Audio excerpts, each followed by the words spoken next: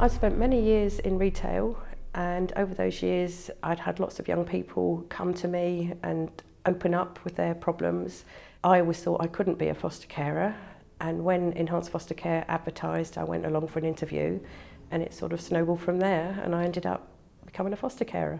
There's lots of training along the way, and it's continuous as well. In the beginning, you have to do what's called a standards, and you complete a portfolio with all the work and training in.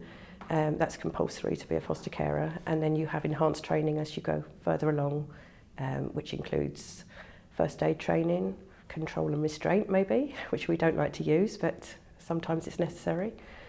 And it just continues. As a single female carer, it can be isolating because you are on your own. I do have family around, but not living with me, but there are always people at the end of the phone that you can talk to. Other foster carers are there that you can liaise with. There's a lot of support from EFC. They're always at the end of the phone 24/7, which is always nice to know. In the past, I've worked with Bernardo's. They have particular things that they may deal with, sexual exploitation in my case, that we did a lot of work with.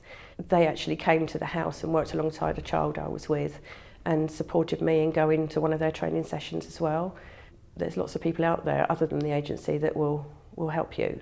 I've had to learn a lot along the way. You have to change the way you think, and understanding that young person and their needs are all different.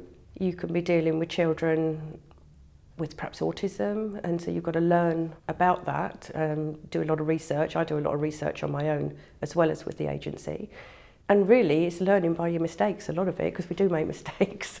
There's times when you're pulling your hair out and you think, why am I doing this? But then it can just take that little thing and it just changes everything, and then you realise why you're doing it.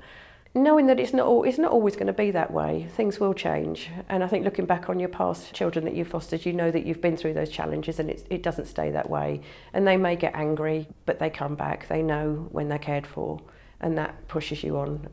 And it's that reward you get at the end of that anyway, when it's been challenging, that makes you do it. I've got children that I've fostered that still come back to me, spend an afternoon on the sofa raiding the food cupboards, that's one of the rewards when they come back.